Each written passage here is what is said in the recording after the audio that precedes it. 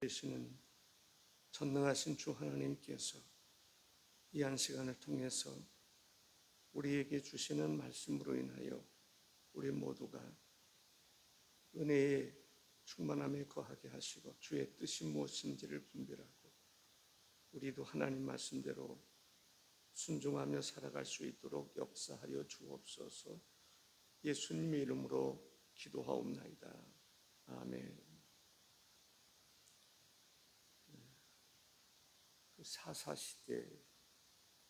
사사시대의 특징이 뭐였죠? 제 소견에 옳은 대로 행하였더라. 사사기 17장 6절에 보면 그때에는 이스라엘에 왕이 없었으므로 사람마다 자기 소견에 옳은 대로 행하였더라 라고 말합니다. 한나가 성막에 희막에 들어가서 하나님 앞에 기도할 그때에는 이 사사시대의 말기였다라고 볼 수 있습니다. 삼손이라고 하는 이러한 사사가 죽고 난 이후에 이스라엘에는 특별한 지도자가 없었습니다. 그때에 블레셋이라고 하는 나라는 강성해진 반면에 이스라엘은 점차 쇠퇴해져 가고 있었다라고 볼 수 있는 그때에 바로 한나의 남편 엘가나와 함께 이제 성전에 올라가게 되는 것을 볼 수 있습니다. 성전이라고 표현하기보다는 회막에 들어갔다라고 볼 수 있는 것이죠. 한나의 남편 엘가나에게는 두 명의 아내가 있었습니다. 본처는 한나였고 둘째 첩은 분인나였습니다. 이런 생각이 들 때가 있을 거예요. 그래도 엘가나는 레위 지파 사람이고 또 경건한 삶을 살았던 사람인데 어떻게 아내를 둘을 둘 수 있는가 라는 생각을 할 때가 있을 수 있습니다. 아브라함도 보면 그렇게 하지 않았습니까? 그게 정당하다는 얘기를 하고자 하는 게 아닙니다. 유대인들에게는 세 가지 여인들에게는 수치스러운 일이 있었는데 첫 번째는 여자가 대머리가 되는 거라고 그럽니다. 머리가 다 빠져서 대머리가 되는 것을 무척 수치스럽게 생각을 했고, 두 번째는 결혼을 하지 못해서 이 독신녀로 살아가는 것이 수치스러운 것이었고, 세 번째는 아이를 낳지 못해서 대를 이어가지 못하는 것을 수치스러운 것이라고 생각을 했다고 합니다. 그래서 유대인들의 어떤 전통에는 결혼을 해서 3년 안에 아이를 낳지 못하면 이 몸종이 됐든지 다른 여인에게 양보한다. 그러니까 다른 여인을 통해서 아이를 낳게 하는 것이 그 유대인들에게 어떤 그 전통처럼 여겨졌다라고 그렇게 얘기를 합니다.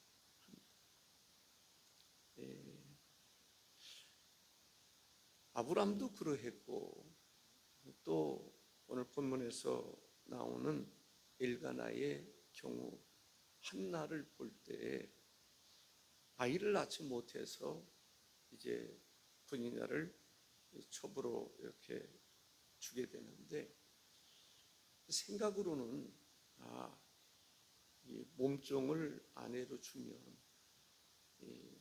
아기를 낳고 그러면 그 아이는 본처의 것이다 이렇게 생각을 하게 되는 거죠. 그런데 막상 아이를 낳게 되면 첩의 마음이 바뀌는 거예요. 내가 본처는 자식을 못 낳고 내가 낳았으니까 내가 이 집의 주인이다 라는 생각. 이 한나의 경우도 그러했는데, 그랬을 때에 한나의 마음이 얼마나 아팠을까. 정말 믿었던 사람조차도 배신하는 그러한 경우를 보면서 무척이나 괴로워하고 눈물을 흘리며 살았다라는 거죠. 얼마나 괴로웠으면 눈물을 흘리면서 사는 거예요. 너무 마음이 아프니까. 그 남편 엘가나는 착한 사람입니다. 그래서 한나를 위로해 주지요. 어떻게 위로해 줍니까? 사무엘상 1장 8절에 보면 그의 남편 엘가나가 그에게 이르되 한나여 어찌하여 울며 어찌하여 먹지 아니하며 어찌하여 그대의 마음이 슬프냐. 내가 그대에게 10 아들보다 낫지 아니하냐 라고 말합니다. 그렇게 한나를 위로해 주어도 한나는 그 위로로 만족할 수가 없었습니다. 자식을 낳지 않는 한 한나의 마음속에는 참된 위로가 없었던 것이죠. 그래서 하나님 앞에 기도합니다. 통곡하며 기도합니다. 그러니까 회막에 들어가서 통곡하며 기도했다. 기도의 특징이 있습니다.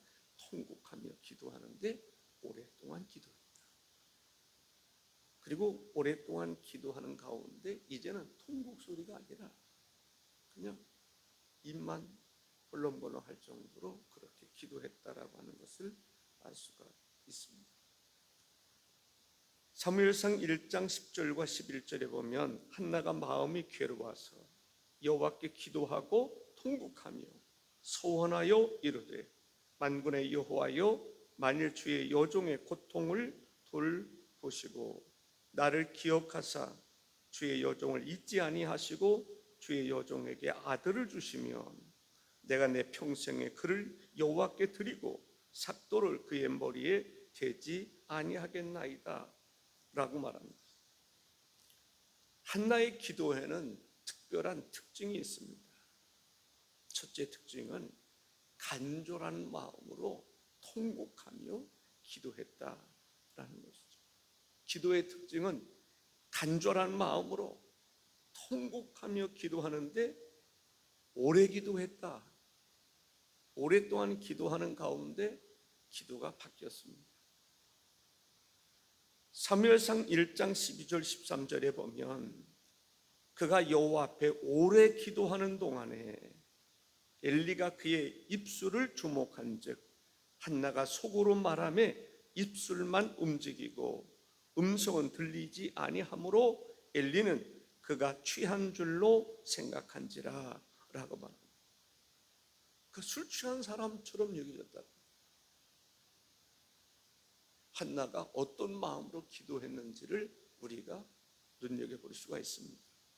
엘리 제사장이 볼 때는 통곡하며 기도하더니 보니까 오랫동안 기도하는데 그 다음에는 술 취한 여인처럼 입술로 이렇게 입술은 움직이는데 음성은 잘 들리지 않는.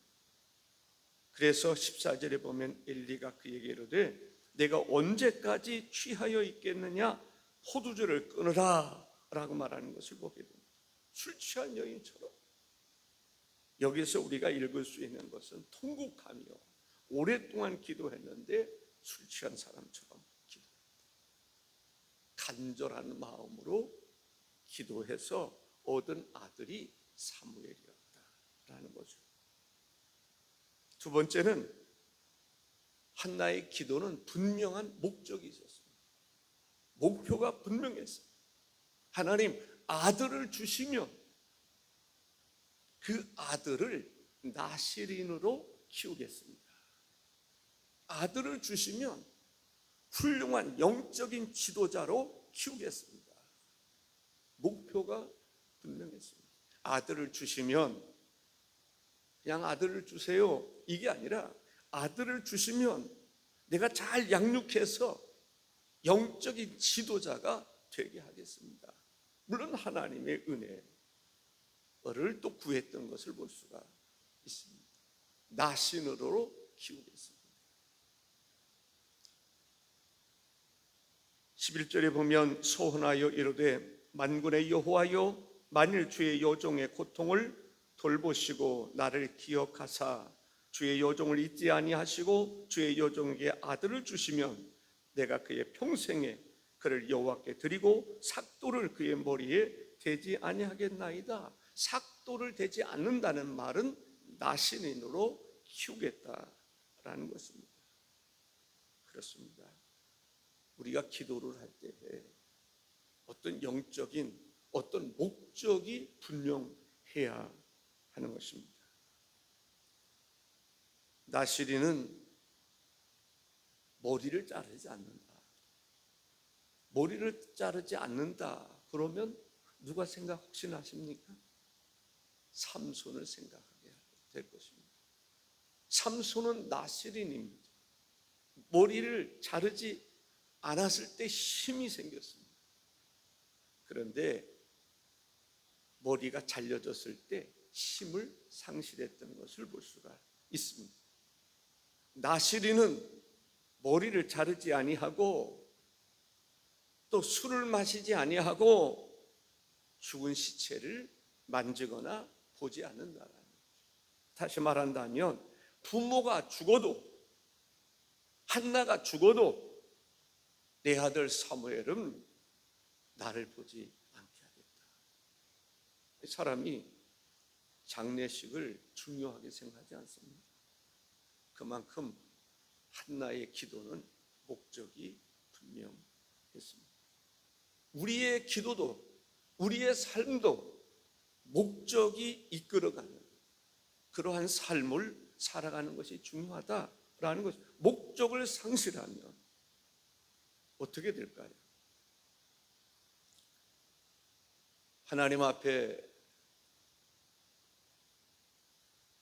하나님 나에게 물질을 주시면 내가 이 물질로 무엇을 하겠습니다 라고 사람들이 기도하지 않겠습니까? 하나님 내가 부자가 되면 그 부를 가지고 내가 호의호식하며 살아가는 것이 아니라 주의 영광을 위해서 쓰겠습니다. 그렇게 기도할 수 있을 것입니다. 하나님 아들을 주시면 내가 이렇게 하겠습니다. 하나님 병을 고쳐주시면 내가 이렇게 살겠습니다 라고 사람들이 소원할 수 있다. 중요한 것은 소원을 지키는 것이 중요한 것이지 소원하는 것이 중요한 것이 아니다라는 것입니다. 세 번째, 한나는 소원했습니다. 그 소원 나시린으로 키우겠습니다. 그리고 하나님께 드리겠습니다. 젖을 떼면 하나님께 드리겠습니다. 하나님께 바치겠습니다. 내가 키우지 아니하고 제사장에게 맡기겠습니다. 내 영역이 아니라 제사장의 영역으로 내 아들을 맡기겠습니다. 젖을 뗐을 때 사무엘을 엘리 제사장에게 맡깁니다. 쉬운 것 같지만 쉬울 수 없습니다. 어렵습니다. 얼마나 귀여웠을까요? 그 아들을 하나님께 바친다? 그런 표현인데 결코 쉬운 일이 아닙니다. 물론 아브라함 같은 경우는 죽여서 바치는 것을 이야기합니다. 그게 쉬운 일이겠습니까? 그렇게 정말 눈에 넣어도 아깝지 않은 아들인데, 그렇게 얻은 아들인데 하나님께 드린다. 날마다 보고 싶을 건데 얼마나 어렵겠습니까? 그런데 한나는 그 약속을 지키는 것을 볼 수가 있습니다. 우리가 급할 때는 하나님 앞에 소원도 하고 그러지만 세월이 지나거나 또 급한 상황이 해결이 되면 바로왕처럼 약속을 번복하거나 어기는 경우들을 많이 볼 수 있습니다. 중요한 것은 약속을 지키는 것이 중요하다라는 것이죠. 한나가 아들 사무엘을 엘리 제사장에게 맡기게 되는 것을 볼 수가 있습니다. 그때 엘가나와 함께 갑니다. 그때 엘리 제사장이 바로 엘가나와 한나를 축복하는 것이 나오는데, 사무엘상 2장 20절과 21절에 보면 엘리가 엘가나와 그의 아내에게 축복하여 이르되 여호와께서 이 여인으로 말미암아 내게 다른 후사를 주사 이가 여호와께 간구하여 얻어 바친 아들을 대신하게 하시기를 원하노라 하였더니 그들이 자기 집으로 돌아가며 여호와께서 한나를 돌보시사 그로 하여금 임신하여 세 아들과 두 딸을 낳게 하셨고 아이 사무엘은 여호와 앞에서 자라니라 했습니다. 그 중심을 보시는 하나님께서 엘리 제사장을 통해서 축복할 때 이제는 세 아들을 낳게 되었고 두 딸을 낳게 되었다는 거예요. 얼마나 귀한 축복인지 우리는 알 수가 있습니다. 우리가 하나님 앞에 헌신하는 거 결코 쉽지 않습니다. 그러나 헌신했을 때 지금도 오늘 우리들에게 베푸르신 은혜가 있음을 믿으실 수 있기를 바랍니다. 믿음이 있는 사람이 될 때 우리가 하나님께 헌신할 수 있는 것입니다. 그것이 물질로 헌신하든지, 저는 성전을 건축하고 지금 상황은 어떻습니까? 저는 하나님 앞에 기도합니다. 하나님께 헌신하는 이들에게 바로 한나와 같은 그러한 축복을 허락해 주옵소서. 하나님은 살아계시고 지금도 역사하시는 하나님이십니다. 만물이 여길 그런 분이 아니십니다. 하나님은 신실하신 하나님이십니다. 그게 두 번째, 한나 사무엘을 하나님께 드린 후에 한나가 신앙을 고백합니다. 2장 1절에 보면 한나가 기도하여 이르되 내 마음이 여호와로 말미암아 즐거워하며, 하나님께 사무엘을 드렸는데 마음속에 기쁨이 있는 거예요. 즐거움이 있는 거예요. 여호와로 인하여 즐거움이 충만한 거예요. 드렸더니 즐거움이 가득합니다. 우리가 그렇지 않습니까? 저는 즐거움 가운데 하나가 헌금하는 것입니다. 헌금하면, 때로는 빚을 얻어서라도 헌금하면 마음이 그렇게 즐거워요. 행복합니다. 내가 주를 위해서 헌신한 것이 나에게는 기쁨이라. 여러분들도 그러지 않습니까? 여러분들은 나름대로 하나님 앞에 헌신하는 삶을 살아갈 때 기쁨이 있지 않습니까? 즐거움이 있지 않습니까? 주의 일을 하고 나면 무슨 생각이 들어요? 오늘은 내가 밥값을 했구나, 그런 생각이 들 때가 있어요. 영적인 일을 하면 여러분들 마음속에 영적인 기쁨과 즐거움이 있는 것처럼 한나가 사무엘을 드리고 난 이후에 마음이 얼마나 즐거운지, 내 마음이 여호와로 말미암아 즐거워하며 라고 이야기를 합니다. 어떤 즐거움이었을까요? 하나님, 내 기도를 들으시고 아들을 허락해 주셔서 감사합니다. 하나님께 드리기까지 열심히 가르치고 양육해서 하나님이 기뻐할 만한 사람으로 키워서 하나님께 드릴 수 있게 되어 감사합니다. 어쨌든 즐거움이 가득한 것을 볼 수 있어요. 즐거움을 맛보는 거예요. 맛을 볼 수 있는 게 중요해요. 요리를 열심히 하고 그 다음에 맛을 딱 보니까 와, 맛있다. 하나님 앞에 한나의 마음이 그렇습니다. 하나님께 드렸더니 와, 진짜 맛있다, 진짜 즐겁다, 기뻐. 그렇게 기쁠 수가 없어요.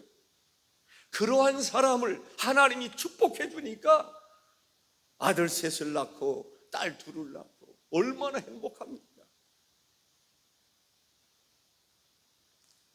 분인나로 인해서 그렇게 고통스러웠었는데 고통의 문제가 완전히 해결되고 즐거웠던 것을 볼 수가 있습니다. 우리는 우리 마음을 지키는 것이 중요합니다. 잠언서 4장 23절에 모든 지킬 만한 것 중에 더욱 내 마음을 지키라 생명의 근원이 이에서 남이니라 했습니다. 사무엘상 2장 1절에 보면 그 다음에 내 뿌리 여호와로 말미암아 높아졌으며 라고 말합니다. 내 뿌리 여호와로 말미암아 높아졌다라고 고백을 합니다. 사무엘을 낳기 전에는 높아진 것이 아니라, 뿌리 높아진 것이 아니라 키가 푹 죽었어요. 무시당하고 정말 마음이 괴로웠어요. 슬펐어요. 그런데 아들을 낳고 하나님께 드리고 난 이후에는 그런 마음이 사라졌습니다. 길을 피고 살 수가 있었던 것이죠. 시편 127편 3절에서 5절에 보면 보라 자식들은 여호와의 기업이요 태의 열매는 그의 상급이로다. 젊은 자의 자식은 장사의 수정의 화살 같으니 이것이 그와 그의 화살통에 가득한 자는 복되도다. 그들이 성문에서 그들의 원수와 담판할 때에 수치를 당하지 아니하리로다. 이제 한나는 수치스러운 존재가 아닙니다. 하나님께 드렸는데 이제는 떳떳하게 살아갈 수 있습니다. 다른 사람들이 무시할 수 없는 그러한 사람이 되었음을 볼 수가 있습니다. 이어서 뭐라고 말합니까? 내 입이 내 원수들을 향하여 크게 열렸으니 라고 말합니다.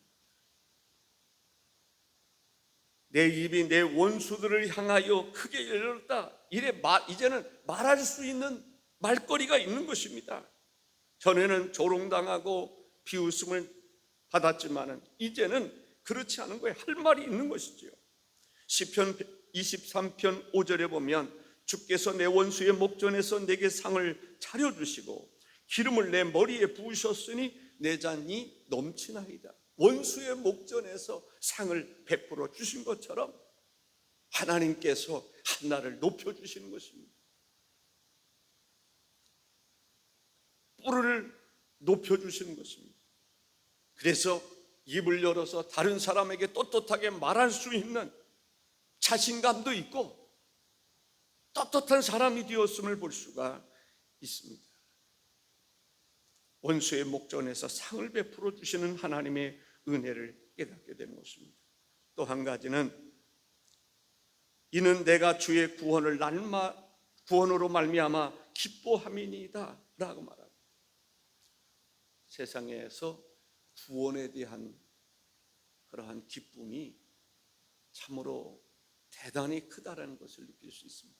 우리가 본질상 진노의 자녀였지만 예수 그리스도로 말미암아 구원을 받은 것입니다.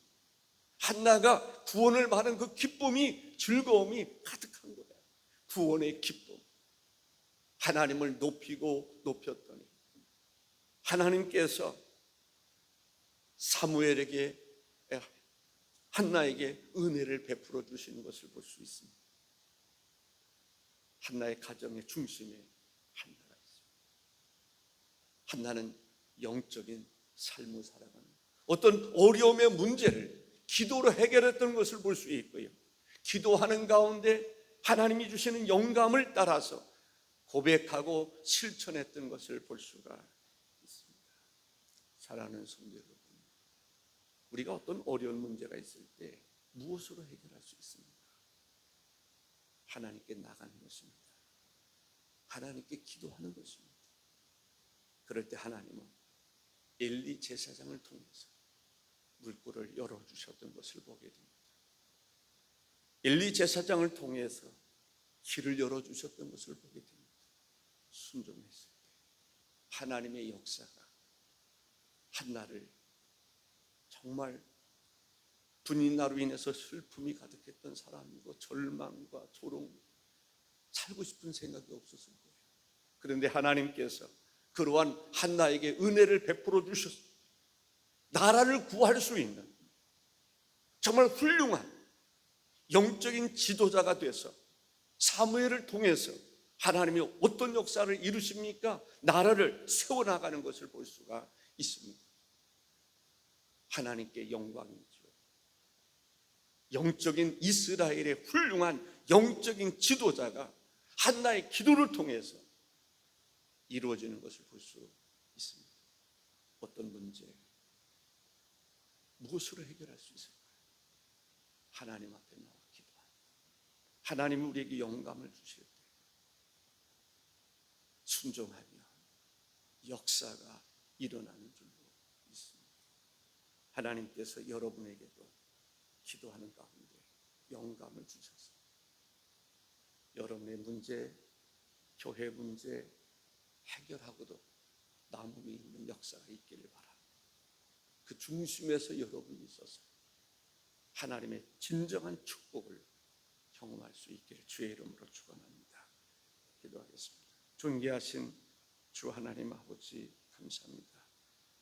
오늘의 말씀 가운데 주께서 우리에게 주시는 교훈이 있으리라고 믿습니다.